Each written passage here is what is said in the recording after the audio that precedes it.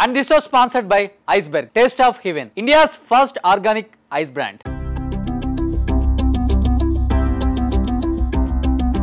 అన్ని సినిమాలు అసలుకి అన్ని సూపర్ డూపర్ హిట్స్ మీవి. అలాంటి ఒక గొప్ప మ్యూజిక్ డైరెక్టర్ నేను మ్యూజిక్ ఆపేద్దాం అనుకున్నాను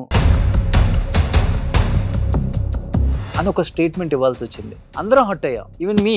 ఎందుకు ఆ స్టేట్మెంట్ ఇవ్వాల్సి వచ్చింది? దాని గురించి ఇంకా మాట్లాడండి, ఎందుకంటే ఎవరి వల్ల అయితే ఆ స్టేట్మెంట్ ఇచ్చానో వాళ్ళు లేరు ఇప్పుడు. ప్రతిదీ చాలా లైట్ తీసుకుంటారా సార్? అంటే నేను నమ్మేది ఏంటంటే రాత్రి ఇంటికి వెళ్ళి ప్రశాంతంగా నిద్రపోవాలి, మార్నింగ్ లేచేంత వరకు ఏ డిస్టర్బెన్స్ లేకుండా నిద్రపోవాలి. అందుకే ఏ రోజు ఆ రోజు దులిపేసుకుంటాను. లాస్ట్ అండ్ ఒక అబ్బాయి ఉన్నారు. నమస్కారం సార్, ముఖేష్ అండి నా పేరు. ఇక్కడ యూసఫ్గూడలో ఉంటాము. సింగింగ్ అంటే ఇంట్రెస్ట్ అండి. మీ పాటలు వినడం చిన్నప్పటి నుంచే చాలా ఇష్టం. ఎప్పుడు విన్నా కూడా అదొక ఫ్రెష్నెస్ ఇస్తుంటది, అదొక రిఫ్రెషింగ్ లాగా ఉంటది. ఇప్పటికీ మీ సాంగ్స్ విన్నా కూడా చిన్న 4 లైన్లు పడతాను మీరు చేసిన సాంగ్ లో. ఒక్కడై రావడం ఒక్కడై పోవడం నడుమయే నాటకం విధిలీలా, మరణమనేది ఖాయమని మిగిలెను కీర్తి ఖాయమని, నీ బరువు నీ పరువు మోసేది ఆ నలుగురు ఆ నలుగురు ఆ నలుగురు ఆ నలుగురు.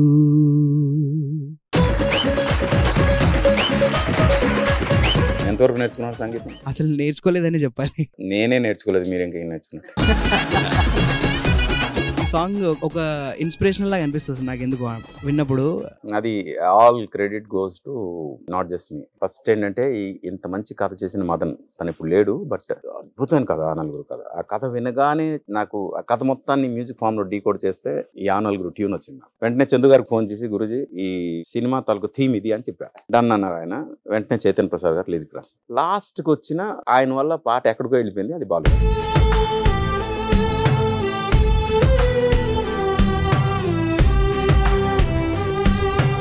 ఎలా ఉంటుంది సార్ బాలు గారితో రిలేషన్, ఆ బాండింగ్? నేను మ్యూజిక్ అనేది ప్రొఫెషనల్ గా తీసుకోవాలి అనడానికి ఇన్స్పిరేషన్ ఆయన. ఏదో ఒక రోజు బాలు గారిని కలవాలి అని ఉండేది చిన్నప్పుడు. అలాంటిది ఇండస్ట్రీకి వచ్చిన తర్వాత we are like father and sun.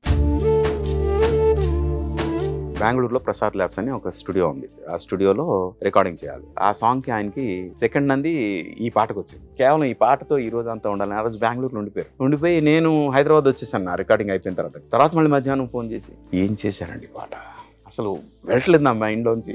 అంటే అంత ఇష్టం నేనంటే, నా కంపోజిషన్ అన్న ఇదాన్ని.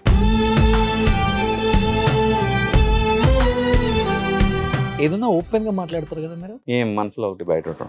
అది ఇండస్ట్రీ వాళ్ళకి నచ్చదు కదా సార్ కొంతమందికి. పర్లేదు, నేను చెప్పాగా రాత్రి నేను ప్రశాంతంగా పడుకోవాలని. ఒకళ్ళ కోసం నేను బతకదలుచుకోలేదు, నా కోసం నేను బతకాలి. సో తేజ గారిది మీది కాంబినేషన్ అంటే ఇంకా చెప్పనక్కర్లేదు, సూపర్ డూపర్ హిట్ కాంబినేషన్. అది ఇంకా ఒకటి ఏంటంటే తేజ గారిలో గొప్పతాను, ఒక టెక్నీషియన్ నమ్మితే ఆ టెక్నీషియన్ ఫుల్ ఫ్రీ హ్యాండ్ ఇస్తారు. ఆ ఫ్రీ హ్యాండ్ వల్ల టెక్నీషియన్ ఆ రెస్పాన్సిబిలిటీ భుజం మీద వేసుకుని మరి చేస్తారు. అది ఆయనతో వర్క్ చేసిన వాళ్ళకి తెలుసు.